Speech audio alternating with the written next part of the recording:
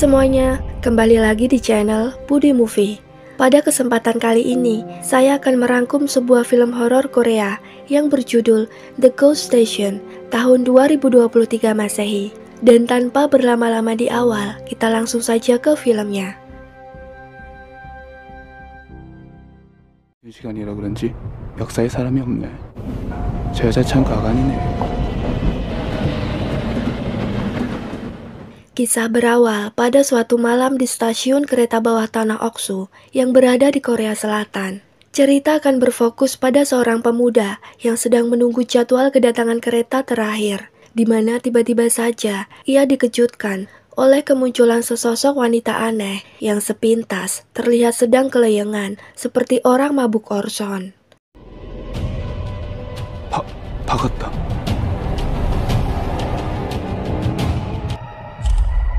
Terlepas siapa wanita tersebut, si pemuda ini pun tidak menghiraukannya. Kemudian, tak lama dia berjalan menuju ke arah pintu stasiun yang sudah mulai terbuka.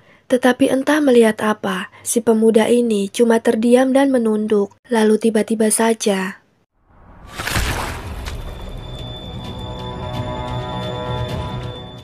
flashback ke waktu di mana sebelum kejadian barusan, kita akan diperkenalkan dengan seorang jurnalis cantik juga polos yang bekerja pada sebuah situs harian berita Korea.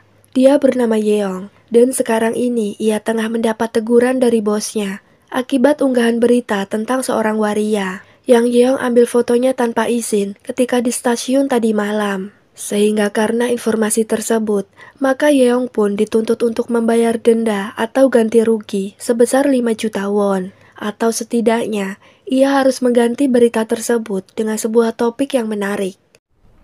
죄송합니다. 동의 받고 찍은 사진 아니잖아? 합의금 낼 돈 있냐고! 어째서 합의금을 제가... Oleh karena itu, Yeong yang dituntut untuk mencari berita, ia pun pergi pada malam harinya ke stasiun kereta api Oksu, di mana di sana dia akan menemui dua orang temannya yang bernama Won dan Lee. Mereka adalah petugas stasiun sekaligus saksi mata tentang sebuah insiden yang menewaskan beberapa orang di stasiun baru-baru ini. Saat bertemu, Won pun mengusulkan agar Yeong juga mewawancarai petugas pemakaman, yang konon ia pun sempat melihat akan kejadian tersebut. 암튼 너 그 사람 보면 즉시 연락하고 무조건 잡아두기, 알았지? 그럼 넌 우리 역에서 사람이 죽었거든요? Dia adalah Kim, seorang petugas pemakaman yang dimaksud oleh Won. Dari pria ini diketahuilah bahwa semenjak ia pertama kali bekerja untuk stasiun kereta api tersebut, dia sudah sering kali melihat sosok penampakan hantu. Bahkan diantaranya, sering muncul penampakan anak-anak kecil yang terkadang ia menyebutnya dengan panggilan angka 1211. 그걸 다 어떻게 해줘? 그럼 물려받으신 건가요? 우리 아버지가 신기가 보통이 아니야. Dirasa informasi yang dibutuhkan sudah cukup, maka keesokan harinya, Yeong pun meminta bantuan kepada Won untuk mendapatkan rekaman video dari CCTV stasiun. 너가 봤다는 CCTV 신문 보고 확실하게 해줄게. Singkat cerita, Won pun kini sudah berada di dalam kantor stasiun, dan dengan cepat ia mengcopy file video yang Kim maksud. Namun sejalan dengan itu, dia tak sengaja berpapasan dengan seorang masinis yang berwajah tampak aneh. Bahkan seharusnya, semua masinis sudah pulang pada jam tersebut.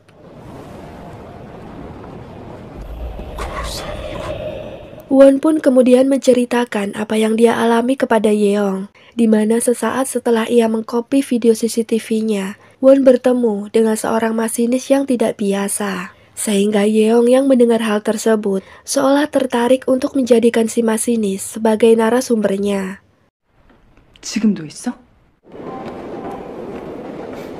Pada esok harinya, Yeong pun terlihat datang ke stasiun tersebut dan bermaksud untuk mewawancarainya. Yang ketika Yeong akan menemuinya, si masinis ternyata terlihat tengah bersama seorang wanita yang nampak di awal film tadi. Bahkan sekarang ini, dia tengah menggendong sesosok hantu kecil yang hal tersebut tanpa Yeong ketahui, karena Yeong bukanlah Sarah Wijayanto. Yeong pun mencoba mendekati si masinis dan mencoba mulai untuk wawancara. Namun di sana, Pak Masinis malah mengatakan hal sama, yakni sempat melihat sosok misterius. Bahkan ia sebut-sebut sebagai angka 0319. Singkat cerita, esok malamnya, terlihat raut gembira di wajah Yeong karena baru beberapa menit saja berita yang ia publis sudah sangat viral. Sampai-sampai perayaan pun dilakukan oleh jajaran tim redaksi untuk ikut bergembira atas berita garapan Yeong ini. 근데 제가 오늘 생일이 아닌데. 드디어 만조에서 찍습니다! Akan tetapi, di waktu yang sama, bos redaksi malah langsung mendiskualifikasi pencapaian Yeong tersebut. Mengingat bahwa si masinis yang Yeong wawancarai nyatanya telah mati bundir beberapa jam sebelumnya. Dan berarti, Yeong sudah mewawancarai sosok hantu di stasiun itu kemarin malam. 뭘 정정해? 너 진짜 기관사 인터뷰한 적 없어? Alhasil, bukan pujian yang Yeong terima saat ini, malah justru dia dianjurkan untuk segera mengundurkan diri dari sana. Karena fakta akan berita tersebut tidak ada dan dianggap hanya karangan Yeong semata. Tetapi beruntung, saat itu dia kedatangan seorang narasumber baru, yaitu seorang wanita yang bernama Taishi, alias adik dari pria yang merupakan korban di stasiun. 사실은 수역에서 돌아가셨거든요. Di sana, Taishi pun menjelaskan secara singkat tentang stasiun Oksu tersebut yang konon dibangun di atas bekas galian sumur. Sementara kematian kakaknya diduga terjadi karena ia mencari tahu keberadaan sumur itu. Bahkan ayah mereka harus meninggal di tempat yang sama akibat ingin mengetahui persis letak di mana sumurnya. 도움이 될 만한 곳을 알고 있는데요. 인터넷이 없던 시절에 생긴 자료들도 많거든요. Oleh karena dukungan informasi dari Taishi, Yeong pun masih diberikan kesempatan oleh bosnya tersebut. Karena berita yang dimaksud hampir mirip dengan yang wanita itu katakan. Lalu malam harinya, Yeong bersama Won pergi untuk bertemu dengan Kim. Dari sanalah didapatkan sebuah informasi yang cukup aneh, yakni setiap orang yang meninggal di stasiun selalu ada bekas cakaran di tubuhnya, termasuk mayat si masinis kemarin malam. Dan mereka menyebut hal itu sebagai kutukan. Namun ironisnya, Kim sendiri sepertinya sudah mulai mengalami gejala dari kutukan tersebut. Sementara di tempat lain, Taishi yang terlihat membuka berkas yang ditinggalkan kakaknya. Ia menemukan sebuah buku kecil bertuliskan angka-angka yang seketika membuat ia teringat akan gambaran tata letak sumur itu.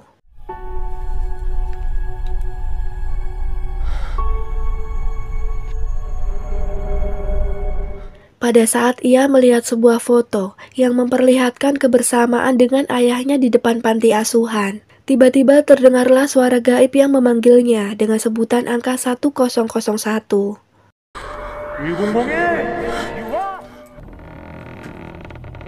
Esoknya, Yeong pun kembali dibuat bangga saat menyaksikan antusias warga Korea dalam mengikuti update berita buatannya. Bahkan kali ini, visitornya pun menembus jutaan orang dalam sehari. Dan itu artinya, pihak perusahaan redaksi akan mendapatkan keuntungan besar dari topik pemberitaan ini. Tetapi dalam benak Yeong sendiri, dia khawatir jika kondisi ini justru menimbulkan dampak yang buruk. Tapi ternyata, bos Yeong sendiri ikut senang atas pencapaian berita tersebut. 대간에 좋아 또 다른 거. 옥수역 개통 이후 사고사로 죽은 사람들 중 90% 이상이 Namun ketika Yeong berencana untuk mengungkapkan lebih dalam masa lalu stasiun yang berdasarkan info dari Taishi, dengan spontan dia malah melarangnya dan berdalih bahwa Taishi adalah gadis yang memiliki kelainan mental, sehingga kebenaran akan hal ini akan diragukan oleh setiap warga di kemudian hari nanti.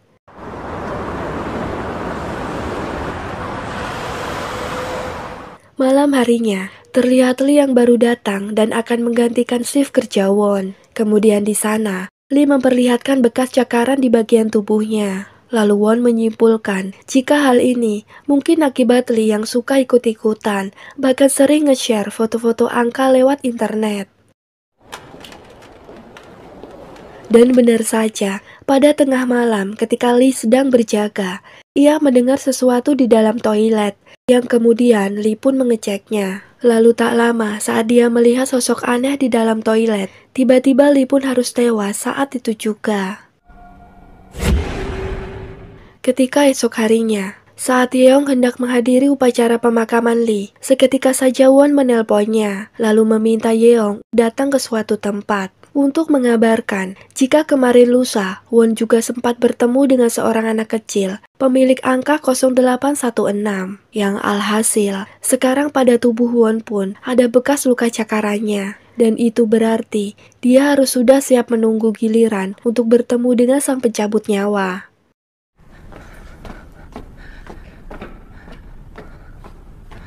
Won yang ditemui kemudian merasa putus asa karena ia telah tak sadar menyebutkan angka-angka pada tubuh sosok anak kecil tersebut. Bahkan sejak saat itu, Won juga sering bermimpi kedatangan hantu anak kecil yang membawanya ke sebuah sumur tua. Dan terlebih lagi, sosok Lee pun sempat muncul di sana dan berusaha untuk mencekiknya.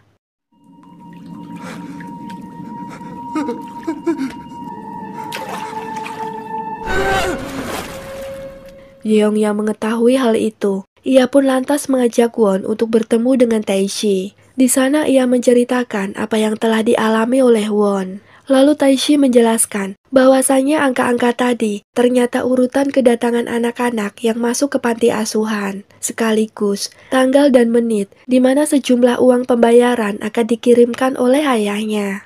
뭐 했는데 그게 연락드릴까 망설였었는데. Di sana, Taeshi memperlihatkan juga sebuah file video saat almarhum ayahnya sedang melakukan penelusuran tentang keberadaan sumber misterius di stasiun kereta tersebut.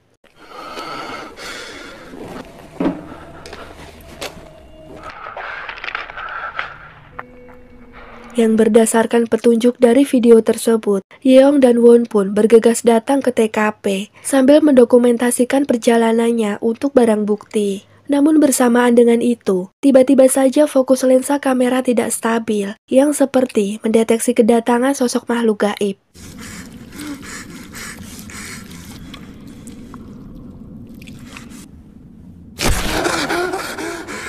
Wona, Singkat cerita, mereka berdua pun berhasil sampai ke sebuah lorong, di mana di sana terdapat sebuah sumur tua yang persis seperti pada cuplikan video yang diperlihatkan Taeshi tadi. Karena penasaran, mereka pun lantas menggalinya. Lalu tiba-tiba, satu persatu bocil muncul dengan wajah menakutkan dan diikuti dengan suara ratapan. Lalu kemudian disusul dengan menyampaikan sebuah pesan bahwasanya mereka yang di sana ingin sekali agar fakta tentang masa lalunya segera dipublikasikan oleh Yeong.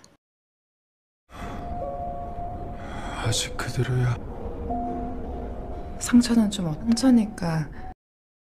Esok harinya, Yeong kembali dipanggil oleh si bos atas laporan yang dia buat tentang rencana mengungkapkan misteri di balik pengembangan stasiun kereta Oksu.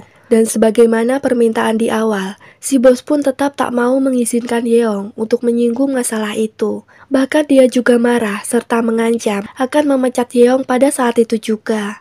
Karena nyatanya, larangan tersebut sudah turun-temurun, bahkan sejak kepengurusan redaksi yang terdahulu. Kembali lagi kepada Won yang sudah cukup lelah merasakan dampak dari kutukan tersebut. Tapi berbeda dengan Kim, dia justru malah santai akan hal ini. Karena ternyata sekarang luka cakar di tangannya sudah mulai kembali pulih. Lantaran Kim pun tahu jika untuk melepaskan kutukan ini cukup dengan menyuruh orang lain menyebutkan angka-angkanya. Dan Kim telah melakukan hal ini kepada Taeshi. Hal itu dia lakukan karena Kim menganggap Taeshi lebih pantas untuk mendapatkannya. Di waktu yang sama, Taeshi terlihat menemui Yeong untuk mengabarkan bahwa jika kini dia telah mengingat semuanya, yakni kejadian 30 tahun yang lalu. Ketika itu, semua bocil dimasukkan oleh ayahnya ke dalam sumur. Taeshi pun sempat berada di sana, bahkan dia sendiri sebagai pemilik angka 1001. Namun tak lama, sang ayah memanggilnya untuk naik dan diikuti oleh kakaknya yang menjadi pemilik angka 1211. Sebenarnya para bocil di dalam sumur itu pun sempat berpesan kepada Teishi agar nama mereka juga dipanggil. Tetapi momen tersebut tak sempat terjadi karena sang ayah dengan cepat menimbun mereka semua.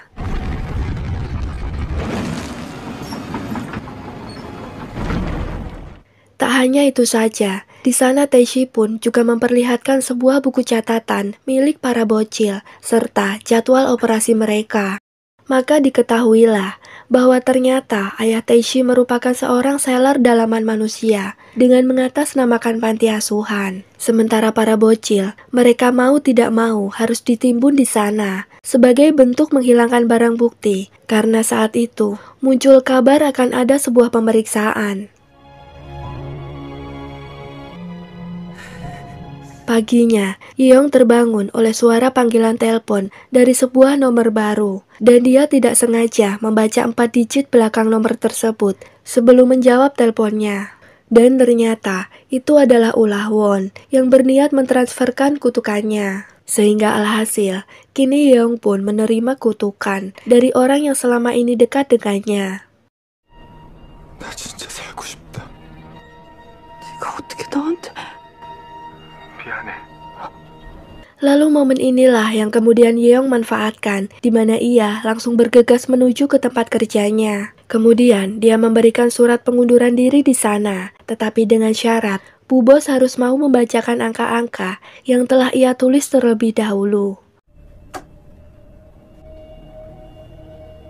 Rupanya si bos malah bersyukur dan merasa senang jika Yeong berhenti bekerja, karena memang sedari awal ia sangat terkesan ingin masalah sumur itu tidak dipublikasikan. Lalu tak lama, dia dengan semangatnya membacakan angka-angka tersebut, dan alhasil, luka cakar pertanda kutukan itu langsung berpindah ke tangan si bos, hanya dalam waktu hitungan detik saja.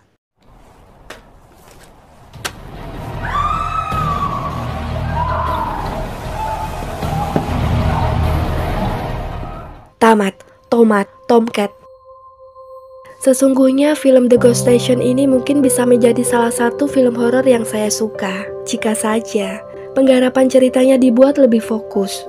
Tetapi sepanjang saya menonton film ini secara langsung, justru tak menemukan relevansi antara adegan dengan tema keseluruhan ceritanya. Bahkan kisah yang ditulis pun terbilang tak ada yang spesial, atau tidak ada poin yang begitu menendang. Mungkin itu saja pembahasan film horor kali ini. Saya Sici dari Budi Movie undur diri. Terima kasih sudah menonton, dan juga sehat selalu untuk semuanya yang di sana. Gracias.